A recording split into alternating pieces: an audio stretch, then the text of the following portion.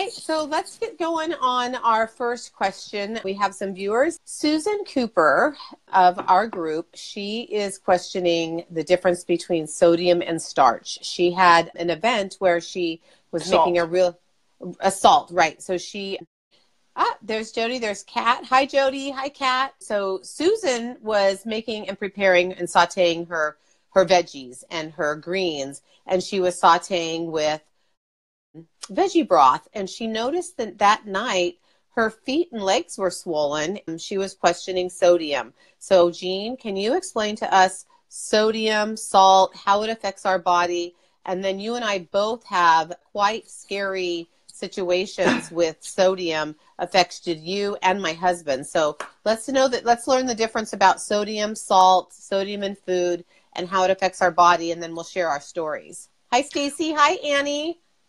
Hi, Kat. Welcome, everybody. Nancy, if I said to you, would you get me a Kleenex? What would you get me? There you go. Now, does that mean like, oh no, I have to have a Puffs and you know, if you brought me a Puff, so I wouldn't accept it? No. I don't know.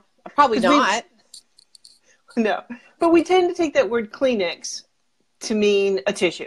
We've used that. And it's the same thing with the word salt. We've tended to use this word salt as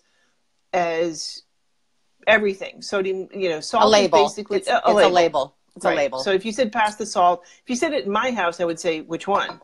You know, because there's lots of salts. There's literally hundreds and hundreds and hundreds of salts. So what is a salt? I'm so glad you asked. You guys are great. Mm-hmm. So a salt is a positive ion and a negative ion that are joined together with a bond. It's called an ionic bond because they're ions that are joining. We have a positive and a negative joining together. Okay, so what we tend to understand salt to be is sodium chloride, which is one of the salts. And there's literally, as I said, hundreds of different types of salts.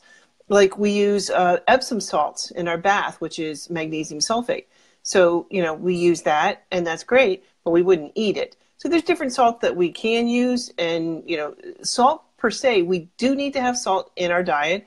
Yep. And, you know, usually most, you know, vegetables are going to have a certain amount of salt. Now, there's certain vegetables that have a lot less. They consider them salt-free.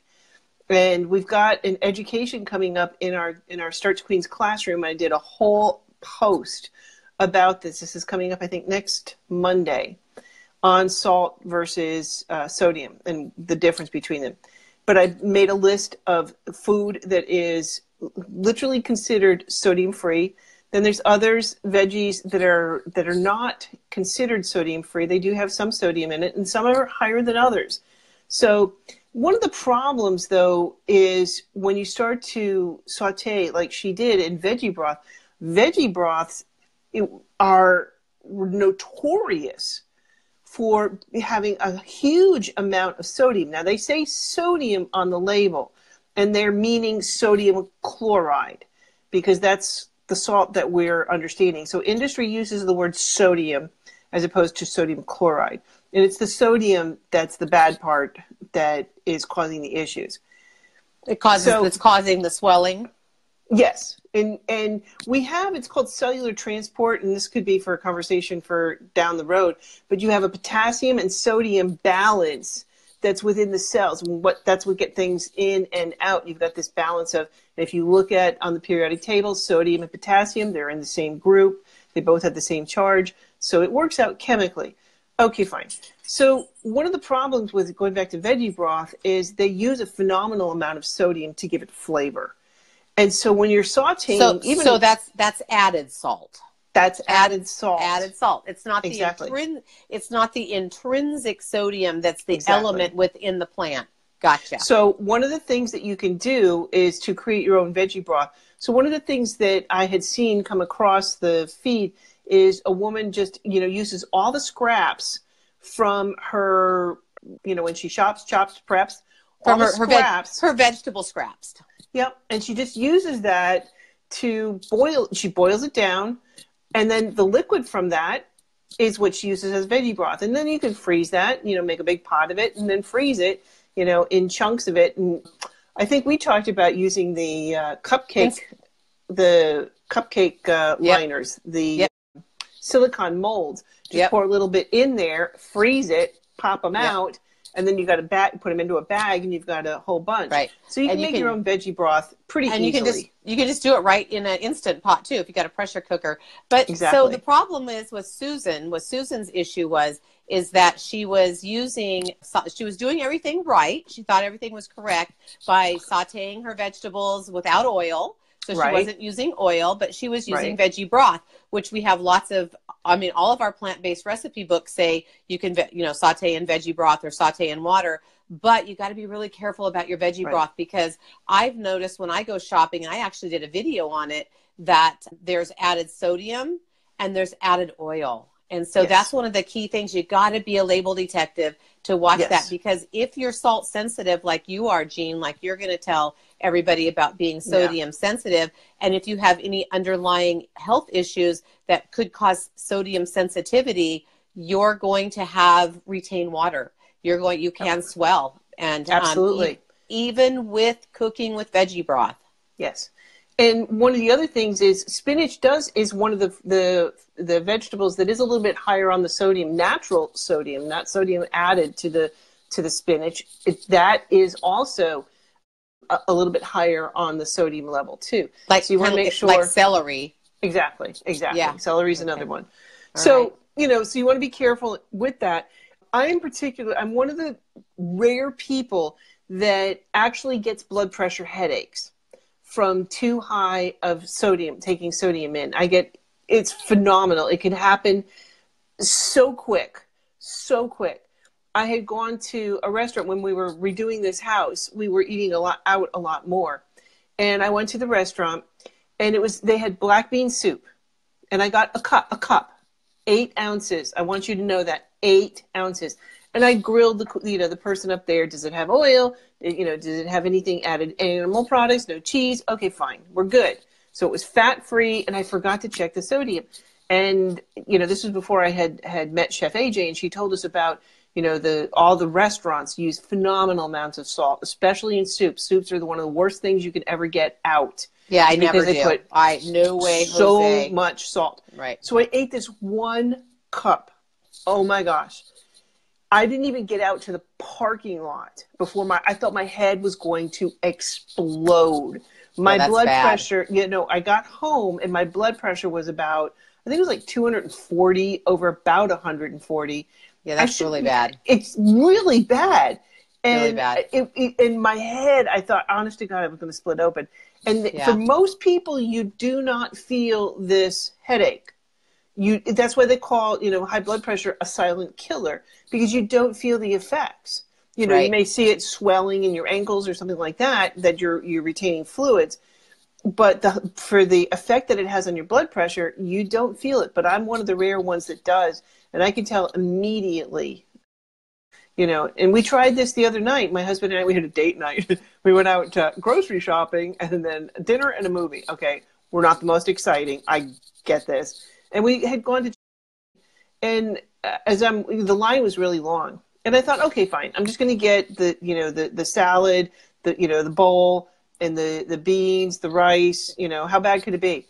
Oh my God. We started looking in, they have an app online, and the amount of sodium that was in one meal that I calculated it out, one meal would have been enough to, that would have been more than I would have eaten in a couple of weeks.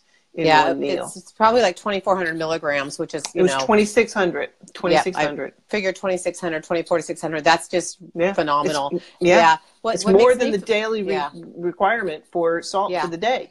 So we'll segue into, real quick, I'll give a real condensed version of our personal experience with my husband, Nick. And I saw my daughter, Cassie, was watching. So Cassie can relate to this and will remember this, that my husband, Nick, was 35, 36 years old, and then out of the blue started getting horrific, debilitating vertigo. I mean, it's vertigo so bad that it would lay him out flat on the floor. One day I was picking up the girls from school, came home, parked the car in the garage, walked up the walkway, and there's my husband flat as a pancake on the porch, unable to move. And I was like, I thought maybe did he die? Does he have a heart attack?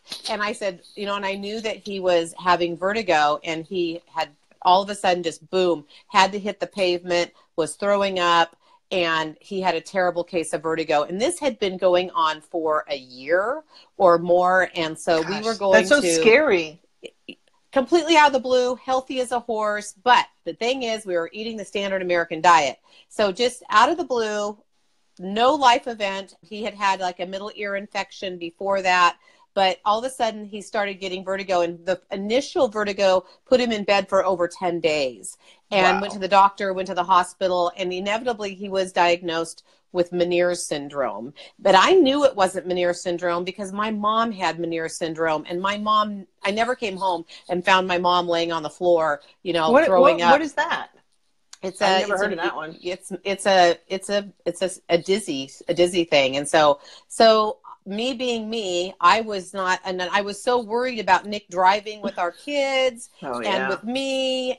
And I just had to get to the bottom of this. I would not accept it. So, and this was long before, you know, the internet was just coming out. It was like 96, 97, 98. So I marched myself up to the Chico State Library and just started researching. But then I finally found the doctor, because I wasn't finding anything on it. And I just kept finding and going, sending him to doctor after doctor. And I finally found a doctor up the hill in Paradise who was an ear, nose, and throat doctor. Yeah, Cassie just posted, we had to pull over once when he had a dizzy spell. That was when we were going up to the cabin in Tahoe and it was snowing. I found a doctor. I sent Nick. I said, whatever, you know, just go. I sent him with a whole laundry list of questions. And the doctor said, oh, I've had a patient like you before. Nick's like, what? He said, yeah, you know, your ear is made up of the hammer, the pistil, this, that, you know, I can't remember all of the anatomy, the bones and stuff. But there's a little membrane that is part of your equilibrium that is affected by sodium. So he said, I had, you know, told this other gentleman to eat a ultra low fat, an ultra low salt diet, and it cleared up his vertigo. So what the heck? Okay. So Nick came home. He said, it sounds crazy, but it could be sodium in processed food. So we became label detectives in the 90s, and we were astonished at the amount of the percentage of sodium in canned corn, canned beans, processed foods, macaroni and cheese, hamburger helper. I mean, it was just truly the standard American diet is what we were eating. But I was afraid that I was going to have to send Nick to the DMV to get a California ID, because more than once we were driving and he said, take the wheel. And I'd have to take the wheel and we'd pull over. And that's not safe with our kids in the car. No. So we were thinking he was going to be disabled with this vertigo at 35 years of age. And all we had to do, we literally gutted our kitchen. And I'm sure our girls will remember, we took everything out, put it on the counter, we threw it all away. And we started buying fresh vegetables, frozen vegetables, everything without sodium. And here it is, 2018, and Nick has never had a vertigo case spell since we eliminated sodium. Right. It was sodium. And so one of the things I want to say is for the people, oh, see, Cassie just said, yeah. So for the people that are watching that are not whole food plant-based, I really want to, and Jean and I really want to iterate the fact of sodium in food when you eat out, especially if you have hypertension and you're taking blood pressure medication. You can really do yourself a health benefit by eating home more and eliminating sodium from your diet, because I mean it affects everything from your balance to your cardiovascular system and save money. And you save so much money. I mean, it's just amazing. But for the health factor of it, sodium is not your friend. Right. Yes, we need it. It's an electrolyte, but we don't need, even the USDA, the recommended daily allowance are saying is 2,400 milligrams per day. And way too much. The doctor up in Paradise happened to be through the Loma Linda network. And so, see, he was nutrition based. So he knew the link between food, nutrition, and health and sodium. So that made it made it all the difference, was by the grace of God finding this doctor so that I could have my husband back. And he's never had, I mean, it was every day, every other day he would be, I mean, it was like almost like he had seizures. It was so bad, the dizzy spells all because of sodium in processed Wow. food. Yeah. That's So, true. and since then, in solidarity with my husband, have been leading a no salt, low salt. Only salt we get is from the intrinsic salt in vegetables. And when I run, I will have I'll put some salt on my, on whatever I'm eating, only on days that I run more than 5 miles. Otherwise, I do 10% fruit juice in a quart of water, and that provides enough electrolytes for a long run. So sodium is not your friend. Lisa Sin, she says, I'm on 2 kinds of blood pressure medications. Lisa, you're part of the Starch Queens group. We're going to do our best to get you off those blood pressure medications. But the main thing is to watch the sodium content in processed foods. And Right. the sodium content when you eat out, restaurants put oil and salt in and on Everything. everything. And so that is going to wrap up our sodium question. Jean, our next question is, we got a question on hemp oil. We did, and last week, I mean, because I've not had any experience, and you didn't either, Nope. with hemp oil. So we put it out there, in the video, and somebody watched it, and I got to share a comment from her. But so I've done my research. So the refined hemp seed oil is clear, colorless. It has very little flavor. It lacks, the vitamins and antioxidants. It's used in body care products, lubricants, paints, inks, fuels, plastics, things like that.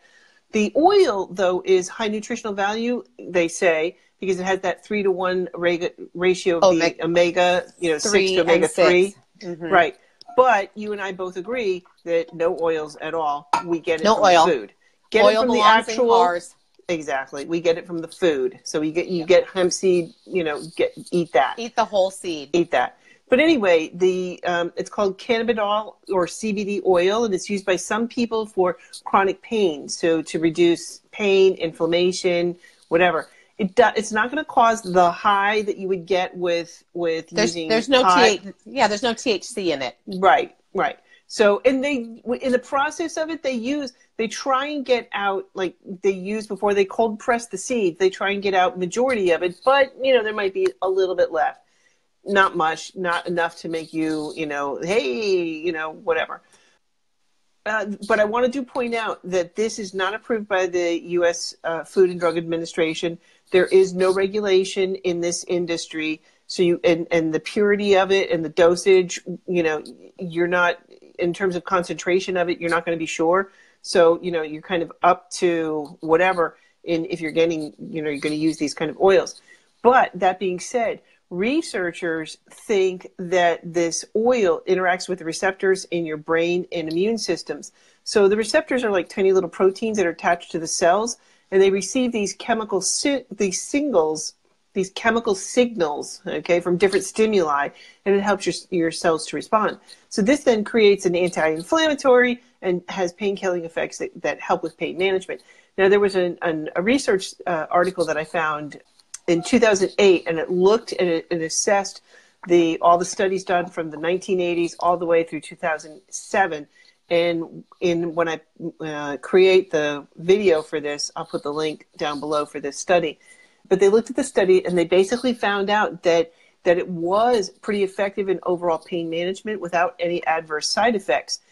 So, and it was also beneficial as well for treating insomnia related to chronic pain. Now, we had a viewer, her name was Starflower, and you can see her passage on where the YouTube channel is. And she said she had some information to share about the hemp oil for pain. And she says this is legal in her state, and she has stores that focus on the healing and the oil aspects of the cannabis. So she got a sample of it for the pain, okay? Her son has a metal plate in his wrist, which often aches and then hurts, from that, and he uses it. And she said he swears by it, and it helps with that, the pain there. She said her husband had pulled a ligament or something in his forearm, and after 2 days, nothing helped. She said they tried using essential oils with like Epsom salt soaks. She said they used heating pads, aspirin, Tylenol, Motrin, nothing helped. They used that, and she said it was the first time she didn't hear him complain or have to use his brace. So that's awesome. Yeah. So my takeaway on that is always organic. Because anything that you put on your skin, as we know, goes into your system within 26 seconds. So I'm all about that. I mean, I've had my share of injuries, and I've had to have a cortisone shot in my proximal hamstring tear this last year. So anything that you can use that's natural and chemical free is going to be a pain reducer. My mom had suffered from terrible osteo and rheumatoid arthritis. If hemp oil would have been available when she was alive, I'd have bought it by the gallons. I mean, that's my takeaway on it. Natural, organic, no opioids, nothing addictive there. To me, that's a starch queen approval. I mean, I would use that. Don't ingest it. Don't put it in your mouth. I mean, no. But the other thing I would just say, make sure you know where you're getting it from.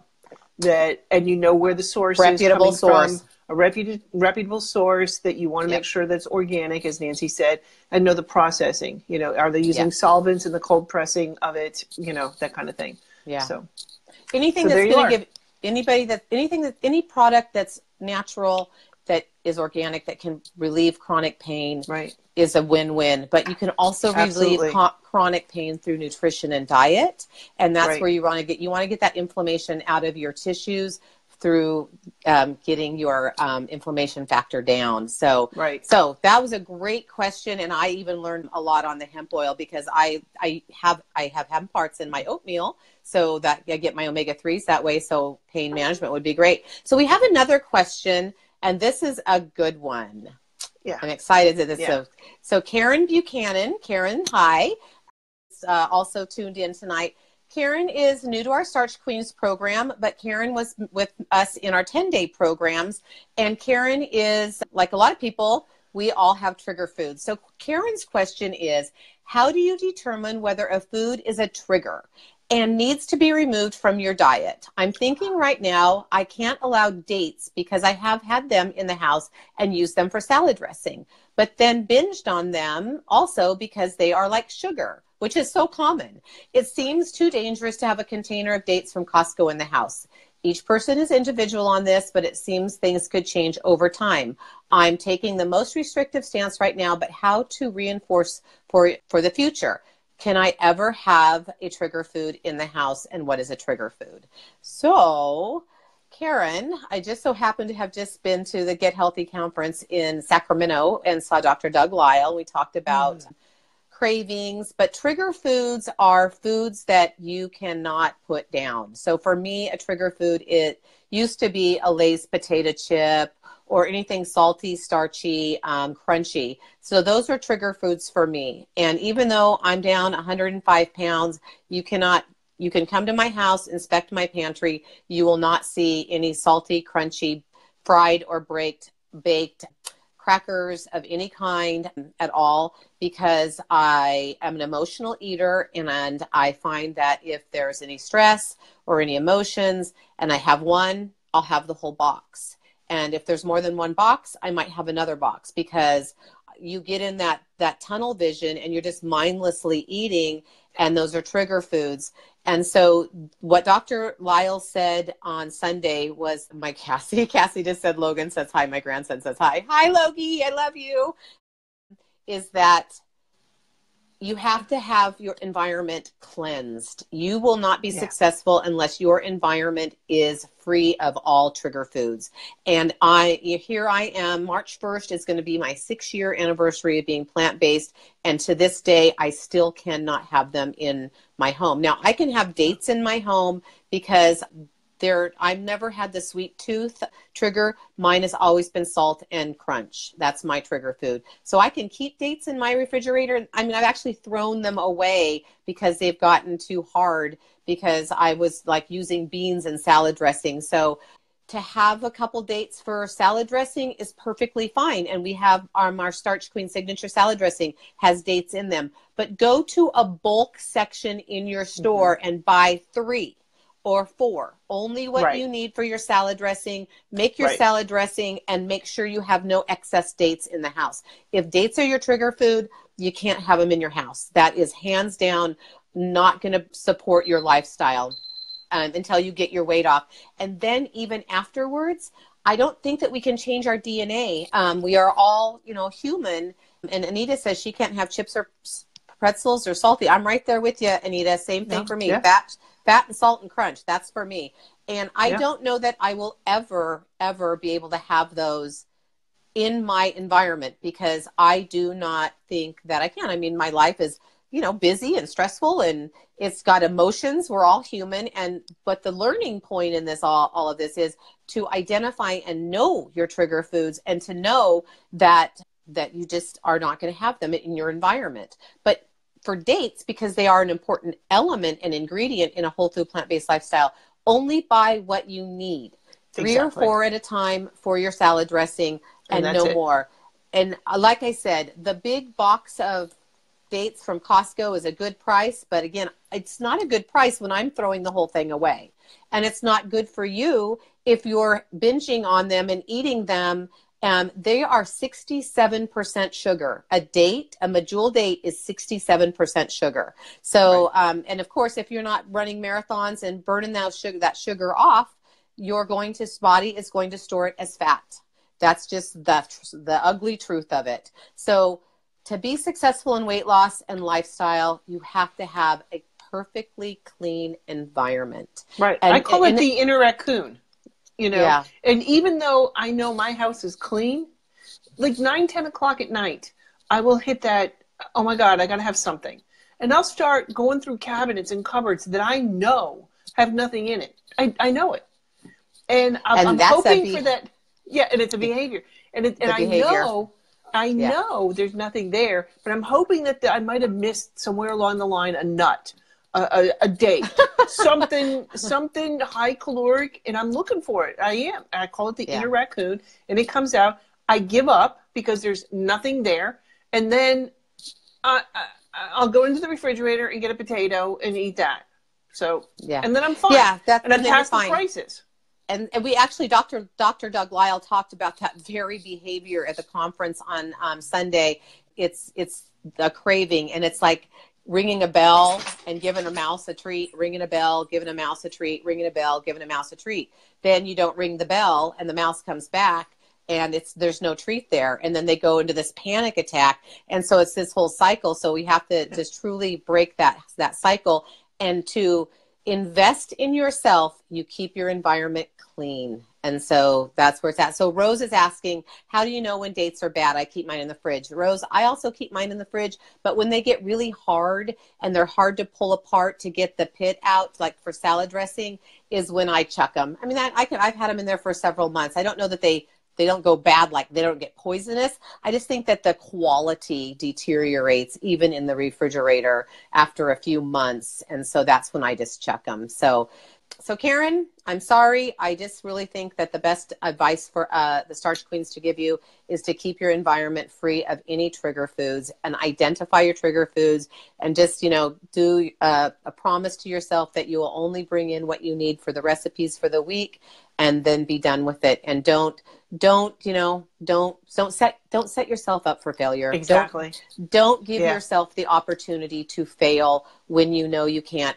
The bottom line is, keep cooked potatoes, cooked rice, cooked oatmeal, batch cook, have prepared soups in the refrigerator, or prepared salads, little even 2-cup salads that you can put some dressing on and have a salad with some greens.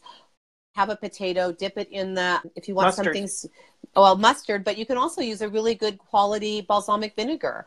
I dip my potatoes in Napa Naturals balsamic vinegar. So Bima and Paz. Yeah. And if you go and buy Bima and Paz, they give, if you put in for the code Starch Queens, you get a 10% discount.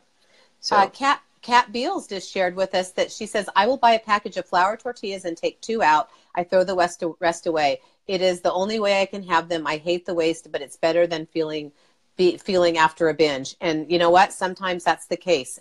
You can't really buy tortillas one off. But yeah, I mean, this is the thing. You have to have your environment clean. Lisa says, my son came home with the Girl Scout cookies. I told my husband, please take these and hide them. Right. Yeah. And that's what you have to do. We are, for those of you in the Starch Queens program, we're in weight loss mode right now. And we know our triggers. And it's just like somebody who's an alcoholic or somebody who's got narcotic issues. These are, if you have food addiction issues, and you have trigger foods, you just have to stay away from them. That's the bottom line.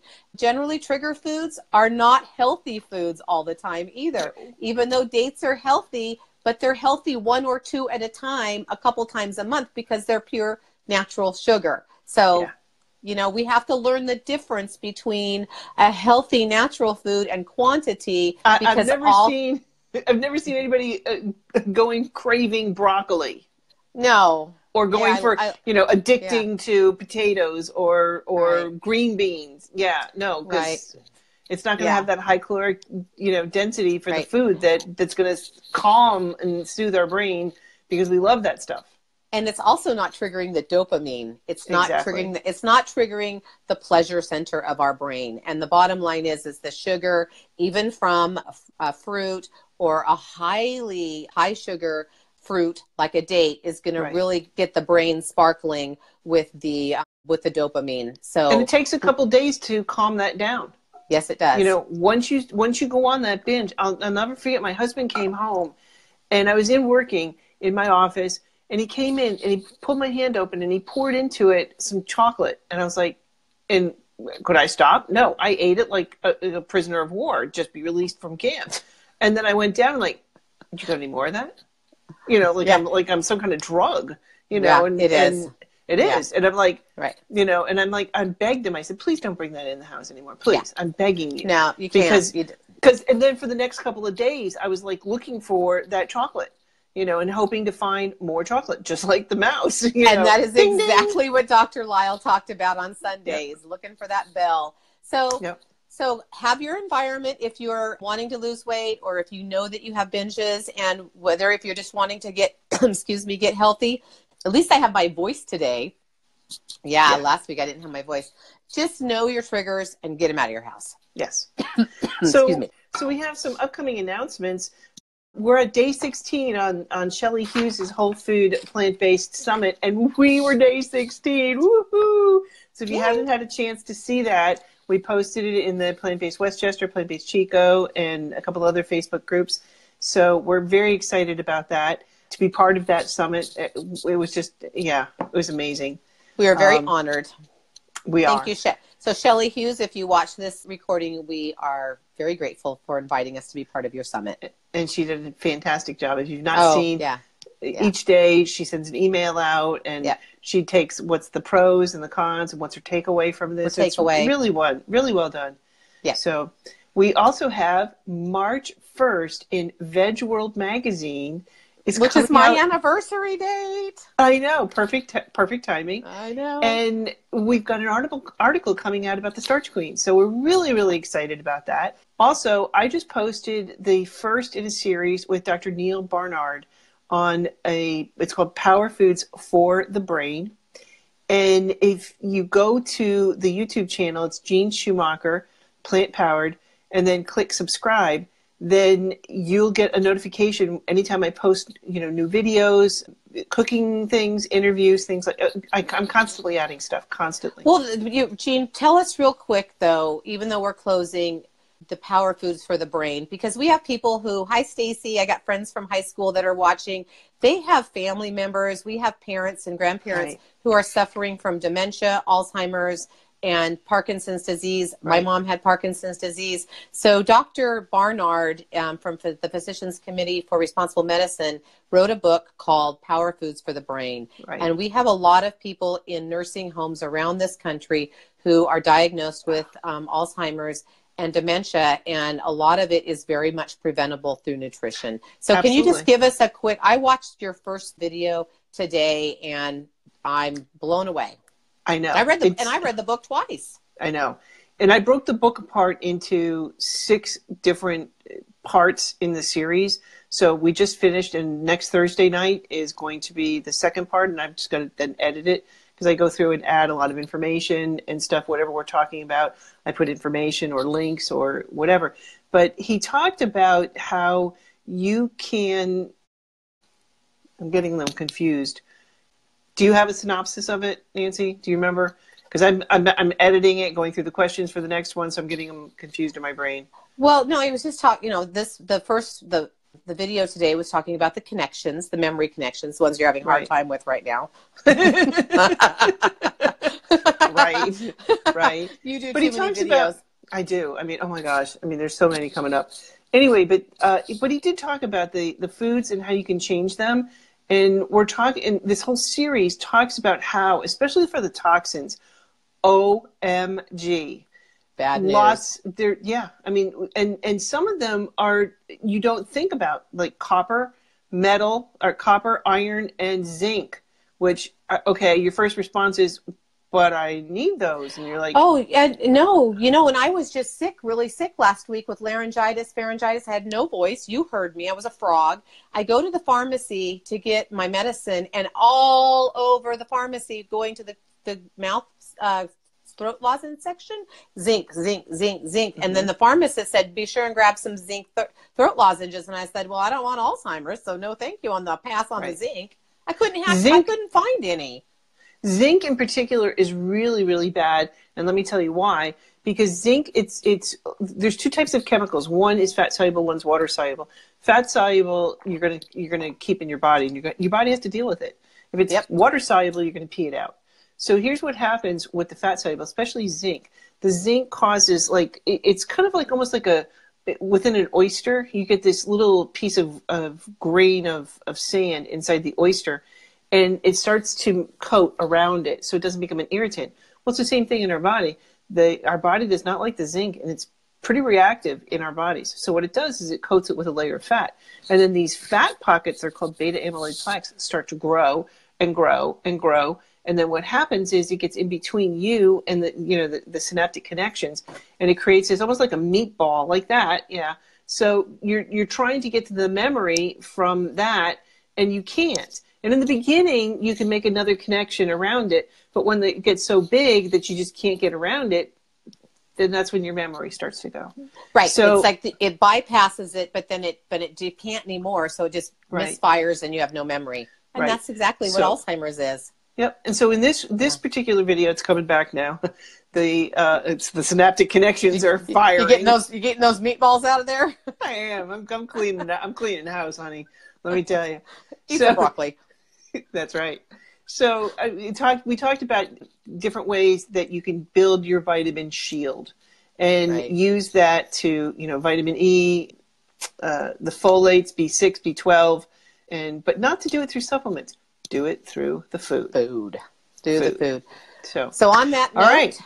We want to thank all of you. Thank you, and do share this, please. Especially when it comes out on the video. Please share it, because we want to help as many people as we can. And give us a like, thumbs up, give us a like. Yep. Go over to our Starch Queens Facebook page. We will post this video will be posted there. We'll go back. If you have any questions, please list your questions. We'll answer them next week, because every Tuesday night at 8:00 Eastern, 5:00 Pacific, the Starch Queens are taking your questions, and we're sharing with you our tips and tricks to a healthy lifestyle. All right, everybody. Have a great evening. High five. Bye-bye. High five. Good night, John Boy. Night, everybody.